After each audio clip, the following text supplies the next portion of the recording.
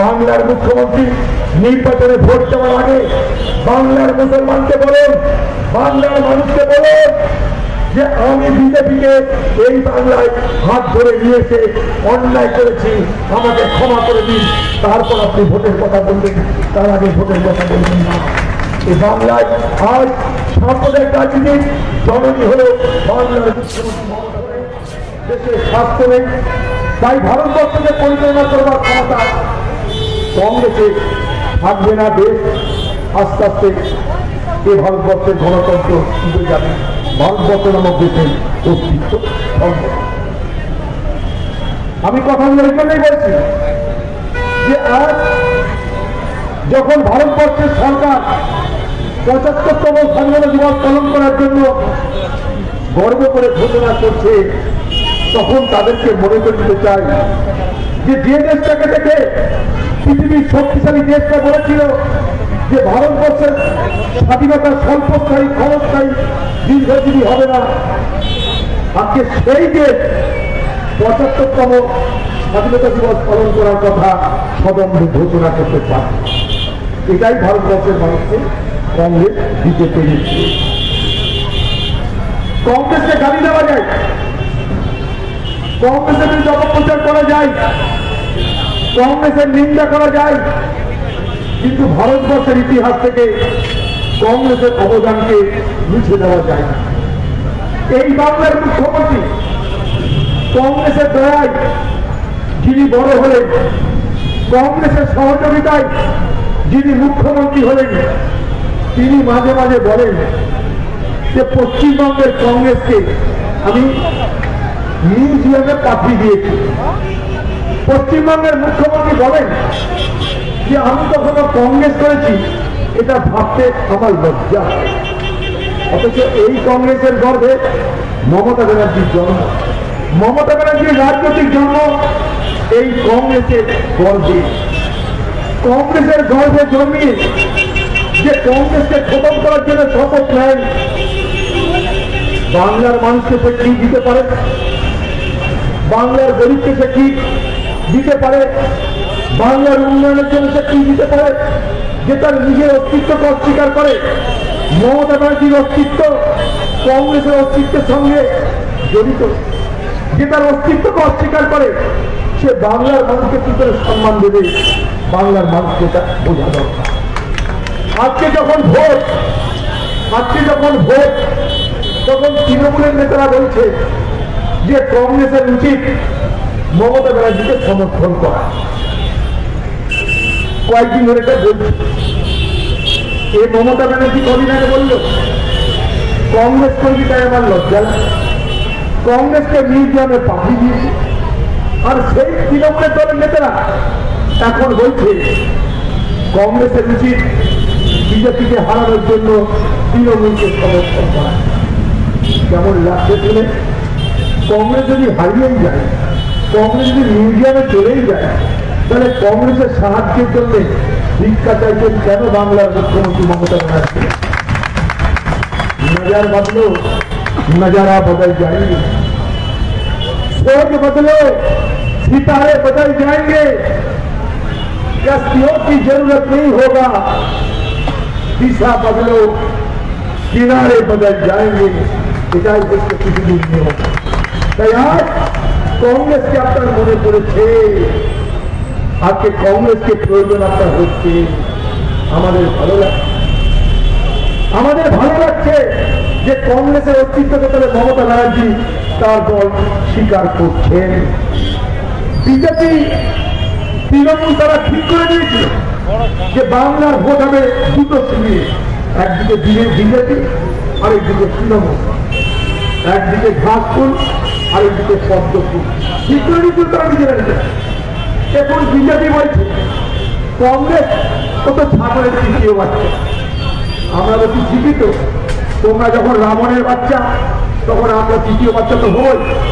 তোমরা ভারতবর্ষের রামের নাম করে এ ভারতবর্ষকে রাবণের কাছে রূপান্তরিত করেছ। তোমরা পরিচয় দিয়েছ তোমরা রামের সন্তান নয়, তোমরা হলে রাবণের সন্তান। তাই আজ এই ভারতবর্ষে সাম্প্রদায়িকতার রাজনীতি হয়, ভারতবর্ষের মানুষের স্বাধীনতার অধিকার কেড়ে নেওয়া হয়, ভারতবর্ষে নতুন করে এক অঘোষিত জরুরি অবস্থার বাতাবরণ তৈরি হয়।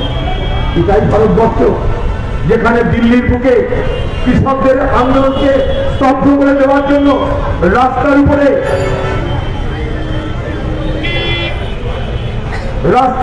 কাঁটা বসে যাবে, लोहार कांटा, रास्ते पे लोहे की कील बिछाए गए हैं। दिल्ली किसान आंदोलन के स्तब्ध कर देवा, कटीले तारों की बैरिकेड बनाए गए हैं। कांटा दरे धराजान से निकलते दिल्ली से क्या किसान आंदोलन के स्तब्ध करते हैं। ভারতবর্ষের মানুষের আজ আন্দোলনের অধিকার কেড়ে নেওয়া হচ্ছে। ভারতবর্ষের মানুষ ফেসবুকে কথা বলবে, তাকে জেলে যেতে হচ্ছে যদি তার কথা বিজেপি সরকারের বিরুদ্ধে হয়।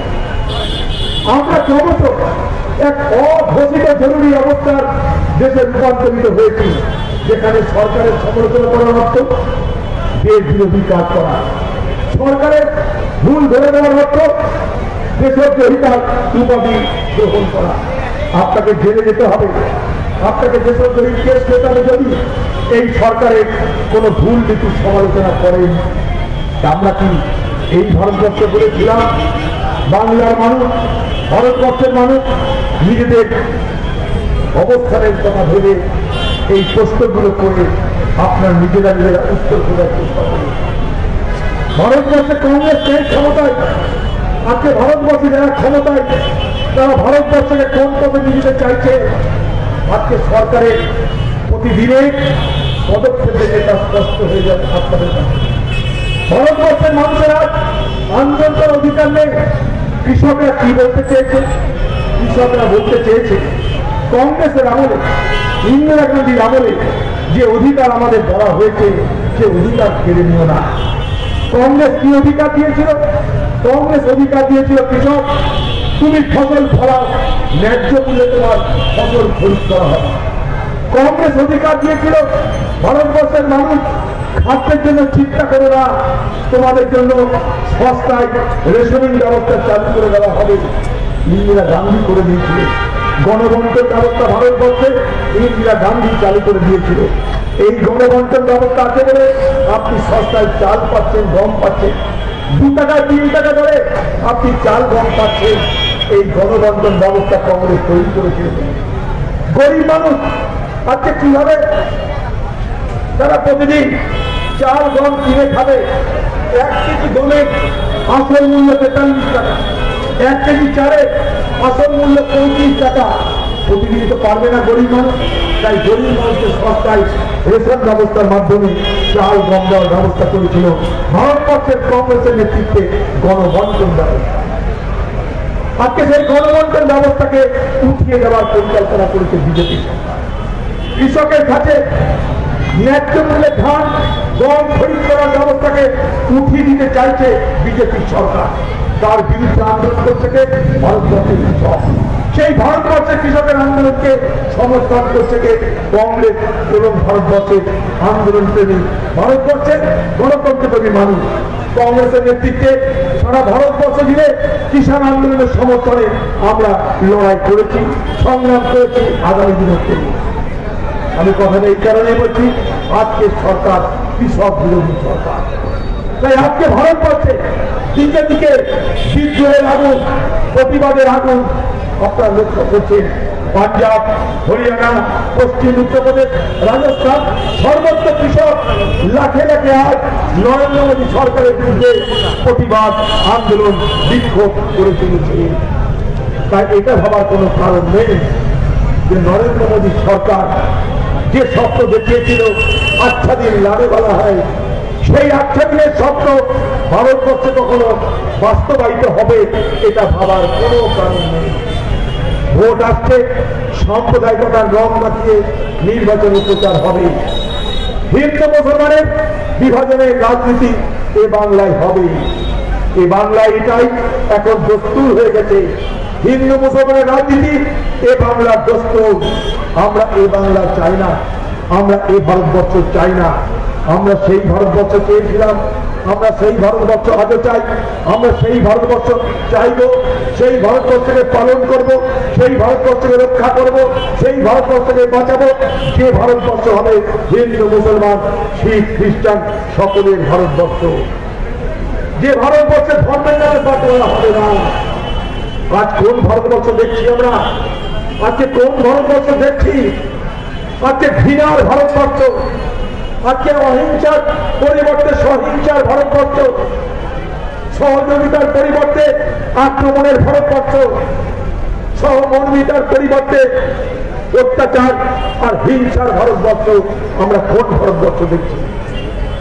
नफरत की असर देखा है, नफरत की असर देखा है आपने कि गाय हिंदू बन गए और बकरी मुसलमान बन गई।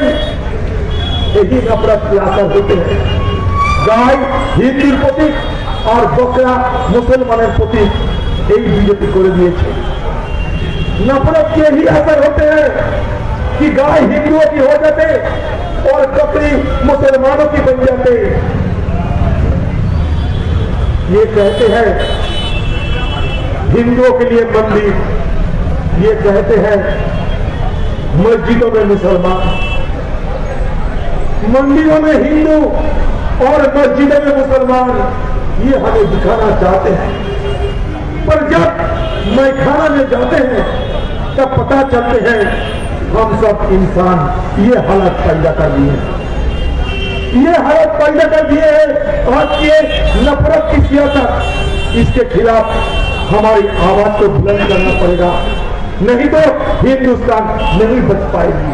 यही हमारा आप सबसे गुजारिश है।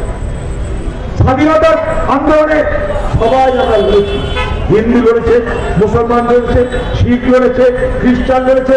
35,000 আলেম স্বাধীনতার আন্দোলনে প্রাণ দিয়েছে, শহীদ হয়েছে। আপনি সেগুলো ভুলিয়ে দেওয়া হচ্ছে যে এই ভারতবর্ষের স্বাধীনতা আন্দোলনে হিন্দু মুসলমান কাঁধে কাঁধ মিলিয়ে দিয়েছে। সীমান্ত গান্ধী, খান আব্দুল জব্বার খান লড়েছে, জাতির পিতা মহাত্মা গান্ধী লড়েছে। এটাই তো ভারতবর্ষ। এই ভারতবর্ষে মৌলানা আবুল কালাম আজাদ, জওহরলাল নেহরুরা লড়েছে। এই ভারতবর্ষের স্বাধীনতার জন্য নেতাজি আর নওয়াজ খানরা লড়েছে। এই ভারতবর্ষকে ভুলিয়ে দেওয়ার চেষ্টা করা, তাই তার বিরুদ্ধে ভারতবর্ষের মানুষ ঐক্যবদ্ধ না হলে ভারতবর্ষে বাঁচবে না। তাই বাংলার মানুষ ঐক্যবদ্ধ হন। তৃণমূলের সাথে গিয়ে লাভ নেই। তৃণমূল এই রাজ্যকে রক্ষা করতে পারবে না বিজেপির হাত থেকে। যদি বলেন কেন, তার একটাই কারণ, এই তৃণমূল এই বিজেপিকে এই বাংলায় নিয়ে এলো। 99 সালের ভোটের কথা মনে করুন। 99 সালের ভোটে এই বিজেপিকে এই বাংলায় মমতা ব্যানার্জি লাল কার্পেট বিছিয়ে আমন্ত্রণ জানিয়ে নিয়ে এসেছিল। আপনারা মনে করে দেখুন, অতীত ভুলে গেলে চলবে না। আজকে বাংলার মুখ্যমন্ত্রী বলছে বিজেপির সঙ্গে লড়ব। এই বাংলার মুখ্যমন্ত্রী এই বিজেপিকে বাংলায় নিয়ে এলো। এই বাংলার মুখ্যমন্ত্রী এই বাংলায় হিন্দু মুসলমানের রাজনীতি করা শুরু করলো। কোন মুসলমান বলেনি যে মমতাজি আপনাকে মুসলমানের মাসিয়া হতে হবে। মমতা ব্যানার্জি নিজে নিজে ঘোষণা করেছিলেন আমি মুসলমানের মাসিয়া। কি করলেন? নামাজ হচ্ছে, নামাজের কাতারে দাঁড়িয়ে গেল। কি করলেন? ইমামদেরকে বললেন আমি ইমাম ভাতা দেব। মুয়াজ্জিনদেরকে বললেন মুয়াজ্জিন ভাতা দেব। কি বললেন? বললেন মহরমে তোমরা কাজিয়া বার করো, হিন্দুদের বিসর্জন বন্ধ করে দেব। কোন মুসলমান বলেনি, কেউ বলেন এ কথা। মমতা ব্যানার্জি নিজে নিজে এই বাংলার সমাজকে বিভাজিত করল। মুসলমানদেরকে খামোখা হিন্দুদের কাছে খারাপ করার ব্যবস্থা করে দিল। সেই সুযোগে বিজেপি গুটি গুটি পায়ে বাংলায় প্রবেশ করল। হিন্দুদেরকে বোঝালো মমতা ব্যানার্জি মুসলমানদেরকে খাতির করছে, হিন্দু তোমাদের বিপদ। মমতা ব্যানার্জিকে আমরা বলেছিলাম ইমাম ভাতা নয়, মুয়াজ্জিন ভাতা নয়, ইমাম ভাতা মুয়াজ্জিন ভাতা আপনাকে দিতে হবে না। ইমাম ভাতা মুয়াজ্জিন ভাতা দেওয়ার জন্য এ বাংলায় ওয়াকফ প্রপার্টি আছে, সেই ওয়াকফ প্রপার্টিকে রক্ষা করুন, তাহলে অনেক কাজ হবে মুসলমানদের। विशेषज्ञ बोलते जानकारों वो कहते हैं कि बंगाल में वक्फ प्रॉपर्टी की सारे वक्फ प्रॉपर्टी की कीमत हजारों करोड़ की है। जानकारों ये कहते हैं कि अगर वक्फ प्रॉपर्टी को सही ढंग से इस्तेमाल किया जाए तो वक्फ जो बोर्ड है बंगाल में वक्फ बोर्ड की सालाना 10 से 12,000 करोड़ कमाई होगी। वक्फ बोर्ड के लिए ठीक मत बांग्लाয় ব্যবহার করা হয় वक्फ बोर्ड 10 থেকে 12,000 কোটি টাকা কামাতে পারবে।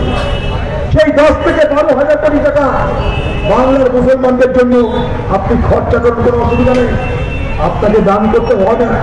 আপনাকে দান করার জন্য কোনো মুসলমান ভিড় পাবেনি। আপনি মুসলমানদেরকে জোর করে ইমাম ভাতা দিচ্ছি ইমাম ভাতা দিচ্ছি ইমাম ভাতা দিচ্ছি বলে বাংলার ভাতাগুলোকে বিলা বিভক্ত করলেন। আল্লাহ বলো বিজেপির নাম, বিজেপির রাস্তা পরিষ্কার করে দিলেন আপনি। বিজেপির সঙ্গে নির্বাচনী সমঝোতা করে বিজেপিকে আসন জেতালেন। বিজেপিকে বললেন যে বিজেপি আমার কাছে অস্পৃশ্য নয়, बीजेपी के साथ दस्ती किया जा सकता, बीजेपी पार्टी के साथ चुनावी गठबंधन कर सकते, इसमें कोई अन्याय नहीं है, इसमें कोई गलत नहीं है। ये मैं नहीं, ममता बनर्जी खुद चलती आपको याद दिलाते हैं। और धीरे धीरे क्या हुआ, धीरे धीरे बंगाल में कांग्रेस पार्टी सीपीएम पार्टी जो कुल मिलाकर हम धर्मनिरपेक्ष जमीन बचा के रखा था, कांग्रेस और सीपीएम पार्टी दोनों मिलकर बंगाल में हम बहुत मशक्कत के दौरान जो धर्मनिरपेक्ष जमीन बचा के रखा था, धीरे धीरे बीजेपी पार्टी उसमें घुसपैठियां की और बंगाल को आज इस हालत में पहुंचा दिया। बंगाल को आज इस कदर में पहुंचा दिए कि बंगाल की आज चुनावी ढंग में सिर्फ सांप्रदायिकता मंडल रहे हैं। हमारी पेट, हमारी रोजी रोटी, हमारी कारोबार, इसका कोई चर्चा नहीं होते हैं। यही आज बंगाल की हाल हुआ। বাঙালির মানুষ আপনাদের বুঝতে হবে আপনার জীবনের প্রয়োজনটা কি। আপনার জীবনের প্রয়োজন রুটি, আপনার জীবনের প্রয়োজন শিল্প, আপনার জীবনের প্রয়োজন স্বাস্থ্য, আপনার জীবনের প্রয়োজন শিক্ষা আছে কোথাও? এই বাংলা লুটের বাংলা, এ বাংলা অরাজকতার বাংলা, এ বাংলায় চোরদের সম্মান আছে, ভালো মানুষদের সম্মান নেই। এ বাংলায় চামচাদের সম্মান আছে, যোগ্য লোকের সম্মান নেই। চাকরি পেতে গেলে আগে তৃণমূলের দালাল হতে হবে, তৃণমূলের নেতার পকেট ভরাতে হবে, তবে আপনি চাকরি পাবেন। কিছু পেতে গেলে আগে তৃণমূলকে খুশি করতে হবে, তৃণমূলের দালালদেরকে খুশি করতে হবে, তবে আপনি কিছু পাবেন। আপনার যোগ্যতার কোনো মূল্য নেই, আপনি কতটা শিক্ষিত তার কোনো মূল্য নেই, আপনি কতটা দক্ষতার কোনো মূল্য নেই। যে রাজ্যে যোগ্যতার বিচার হয় না, যে রাজ্যে দক্ষতার বিচার হয় না, সেই রাজ্য কখনো এগোতে পারে না। তাই বাংলা এগোতে পারল না। আজকে বাংলা দুরবস্থা, হাজার হাজার লক্ষ লক্ষ বাংলার বেকার যুবক আজকে বাইরে রাজ্যে কাজ করে। করোনা হলো, ফিরে আসতে চাইলো, তাদেরকে ফিরতে দেওয়া হলো না এই বাংলায়। ভুলে যাবেন না এইসব কথা। আজ ভোট এসছে, ভোটের সময় বাংলার মুখ্যমন্ত্রী আপনার জন্য দরজা খুলে দিয়েছে। কি বলছে? আপনার যা দরকার সব পাবেন। স্বাস্থ্য দরকার, 5 লাখ টাকার স্বাস্থ্য বীমা, চাকরি দরকার, চাকরি আছে, বিধবা ভাতা তা আছে, সব কিছু আছে। আর এখন বলছে আপনার জন্য 5 টাকা আবারও আছে। দিদি আপনাকে মুখাতে তাহলে এখন 10 বছর দিদির মনে পড়েনি আপনার স্বাস্থ্যের কথা, 10 বছর দিদির মনে পড়েনি আপনার পেনশনের কথা, 10 বছর দিদির মনে পড়েনি আপনার বিধবা ভাতা বার্ধক্য ভাতার কথা, 10 বছর দিদির মনে পড়েনি আপনার পেটে দিদির কথা। আজ দিদির মনে পড়েছে, তাই আপনাকে 5 টাকা দরে ভাত খাওয়াবে, সঙ্গে আবার ডিম দেবে, সঙ্গে ডিম দেবে। সানডে या मंडे हर दिन मिलेंगे अंडे, আপনাকে প্রতিদিন ডিম দেবে। আপনি কি ভিখারি হতে চান? বাংলার মানুষ আমরা কেউ ভিখারি হতে চাই না। আমরা চাই সম্মানের সঙ্গে রোজগার করে, সম্মানের সঙ্গে সংসার করে, সম্মানের সঙ্গে পেট আমরা পালন করতে চাই, সম্মানের সঙ্গে বাঁচতে চাই। আপনি আমাদের ভিখারি বানাচ্ছেন। बंगाली को कंगाली मत बनाओ ममता बनर्जी, आपसे ये मेरा दरखास्त है। बंगाली को कंगाली मत बनाओ। आपके बाঙালিকে কাঙালি বানানোর চেষ্টা হচ্ছে। বাংলার মানুষের অভাবকে নিয়ে আপনি ব্যবসা করছেন। আজকে 5 টাকা কেজি দরে খাবার দেওয়ার কথা কেন মনে পড়ছে? তার মানে এটা স্পষ্ট হয়ে গেল আপনার রাজ্যে আপনি মানুষকে রুটি দিতে পারেননি, আপনার রাজ্যে মানুষের অভাব মেটাতে পারেননি, আপনার রাজ্যে মানুষের দারিদ্রতা মেটাতে পারেননি। আপনি তাই প্রমাণ করে দিলেন যে 5 টাকা দরে ভাত, 5 টাকা প্লেট ভাত দেওয়ার দরকার। আপনি নিজে বলছেন এ কথা, তাহলে স্বীকার করুন আপনি ব্যর্থ হয়েছেন। আপনি যদি ব্যর্থ না হতেন তাহলে 5 টাকা করে খাবার কেন দিতে চাইছেন? আপনি যদি দায়িত্ব দূর করতে পারতেন তাহলে 5 টাকা করে কেন খাবার দিতে চাইছেন? আপনাকে বাংলার মানুষ বলেনি যে 5 টাকা করে আমাকে খাবার দাও। বাংলার মানুষ আপনাকে বলেছে আমাকে রুটির ব্যবস্থা করে দাও, আমাকে শিক্ষা দাও, আমাকে স্বাস্থ্য দাও, আমাকে বিদ্যুৎ দাও, আমাকে ঘর দাও, আমাকে রাস্তা দাও, আমাকে শিল্প দাও, আমাকে এগিয়ে যাওয়ার ব্যবস্থা করে দাও। আপনাকে যে ভিক্ষা চাইনি বাংলার মানুষ, আপনি ভোটের আগে বাংলার মানুষকে ভিক্ষা দিয়ে গরিব করতে চাইছেন। सुगालते हुए रेतों में पानी की तलाश नहीं, सुगालते हुए रेतों में पानी की तलाश नहीं, मगर हम ये नहीं कहा कि मुझे पानी की प्यास नहीं। आपके बांग्लार मुख्यमंत्री আপনি গরিবী নিয়ে পরিহাস করছেন, দারিদ্রতার উপহাস করছেন, দরিদ্র মানুষের দারিদ্রতাকে খরিদ করে নিতে চাইছেন আপনার ভোটের জন্য। কলকাতার বুকে বেকারদের চাকরির দাবিতে, বেকারদের রোজগারের দাবিতে আন্দোলন করেছিল বাম এবং কংগ্রেসের যুবকেরা। নবান্ন দিতে চেয়েছিল, দাবি কি ছিল? বাংলার বেকারদের কাজ দাও, বাংলার বেকারদের রুটি দাও, বাংলার বেকারদের রোজগার দাও। আপনি কি করলেন? সেই সমস্ত যুবকরা হাতে তাদের পিস্তল ছিল না, কামান ছিল না, রাইফেল ছিল না, বোমা ছিল না, কিছু ছিল না। তাদের অন্তরে জ্বালা ছিল, অন্তরে হতাশা ছিল, অন্তরে আত্মনাদ ছিল। কি সেই আত্মনাদ? বাংলার মুখ্যমন্ত্রী আমাদের কাজ দাও। সরকারের কাছে কাজ চালাতে অন্যায়, সরকারের কাছে রুটি রুটি দাবি করা কি অপরাধ? আপনি কি করলেন? পুলিশ লেগিয়ে দিলেন, পুলিশদের বলে দিলেন মেরে রক্তাক্ত করে দাও। আপনার ইশারায় পুলিশ হামলা করলো, পুলিশ ঝাঁপিয়ে পড়লো সেই সমস্ত আমার আপনার ঘরে বেকার যুবকদের উপর। বাঁকুড়ার কোতলপুর থেকে মহিদুল ইসলাম বলে একটা ছেলে সেই আন্দোলনে এসেছিল। ছেলেটার বয়স 31, তার বাড়িতে বউ আছে, বাচ্চা আছে, ভাগ্নি আছে, মা আছে। সে কি করে? অটো চালিয়ে সংসার চালায়।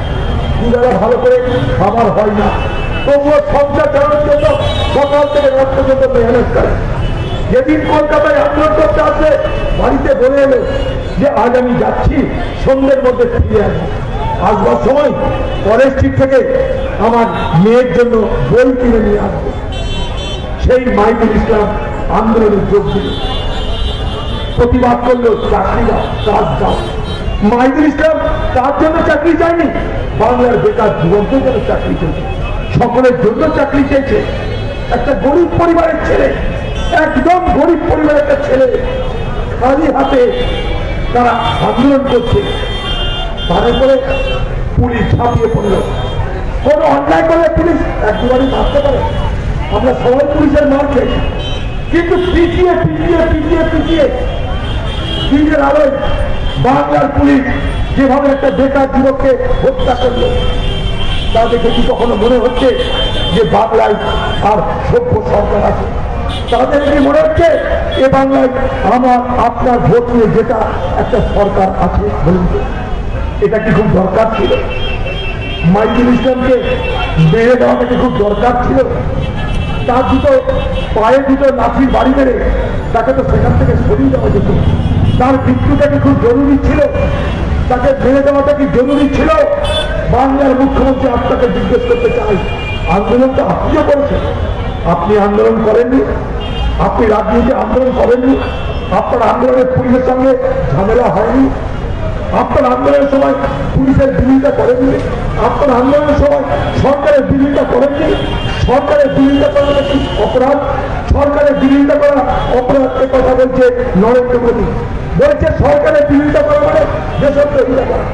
আজকে সেই নরেন্দ্র মোদীর ভাষা শুনতে পাচ্ছি আমরা বাংলার মুখ্যমন্ত্রী বলার যে সরকারের বিরোধিতা করা মানে দেশদ্রোহিতা, তাই মেরে দেওয়া। একটা 31 বছরের যুবককে মেরে দেওয়া হলো, সঙ্গে বহু যুবক আহত হল।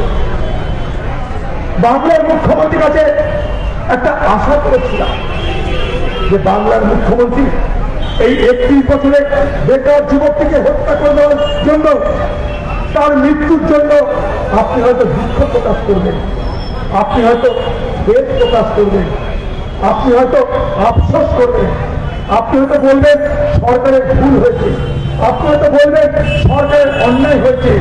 আপনি তা করলেন। একটা বেকার যুবককে মেরে দেওয়ার পর বাংলার মুখ্যমন্ত্রী, আপনি যাদের ভোটে আজকে বাংলার মুখ্যমন্ত্রী, সেই মামাটি মানুষের ভোটে আপনি বাংলার মুখ্যমন্ত্রী, একবার যদি আপনি বলতেন যে বেকার যুবকটা আন্দোলন করতে সে মারা গেল, আমি দুঃখিত, আকাশ আপনার মাথায় ভেঙে পড়তো না, কালীঘাট আপনার মাথায় ভেঙে পড়তো না, কিন্তু আপনার দম্ভ আপনি বলবেন না, আপনার অহংকার আপনি বলবেন না, আপনার ক্ষমতার বড়তে আপনি বলিয়ান, তাই আপনি পরোয়া করেন না। মোদী পরোয়া করে না, দিদি পরোয়া করে না। দিল্লিতে 206 জন কৃষক মারা গেল আন্দোলন করতে করতে, মোদী কখনো দুঃখ প্রকাশ করেনি, কারণ মোদী দাম্ভিক, মোদী অহংকারী, মোদী পরোয়া করে না। মোদীর সঙ্গে দিদি, সেও দাম্ভিক, সে অহংকারী, যে বললোকে বাঁচল, দিদির পরোয়া করে না। তাই মোদী আর দিদি চেহারা আলাদা, ভাষা আলাদা, রাজনীতি আলাদা, তাদের রাজনৈতিক দল আলাদা, তাদের মনের ভাবনা, তাদের রাজনৈতিক ভাবনা, তাদের চলন বলন এক আপনারা দেখতে পাচ্ছেন। আজকে এই দিদি মহিদুল ইসলাম মারা যাওয়ার পর তার পরিবারের কাছে চাকরির প্রস্তাব দিয়ে বলছে, তোমাকে চাকরি দিয়েও তুমি ভুলে যাও। বাংলায় আমাদের ঘরের মা-বোনেরা যখন ভোট চিটা হয়, তখন সেই ভোট চিটা মা-বোনের জন্য দিদি টাকা ঘোষণা করে। তার জন্য 20,000, ধর্ষণের আকার প্রকার অনুযায়ী যেমন যেমন ধর্ষণ তেমন তেমন টাকা, কোনোটা 20,000, কোনোটা 15,000, কোনোটা 10,000 দিদি রেট করে দিয়েছে। ধর্ষণের রেট আছে বাংলায়, এবার খুনের রেট তৈরি হচ্ছে। মহিদুল ইসলাম তিনকে মেরে দেওয়া হলো, একটা চাকরি না হলো। খুনের খরিদ চলছে, খুনের খরিদ, ধর্ষণের খরিদ, খরিদ্দার বাংলার মুখ্যমন্ত্রী মমতা ব্যানার্জি। তাই এলাকার মানুষ আপনারা দেখুন, আপনারা জানুন, আপনারা সিদ্ধান্ত নিন।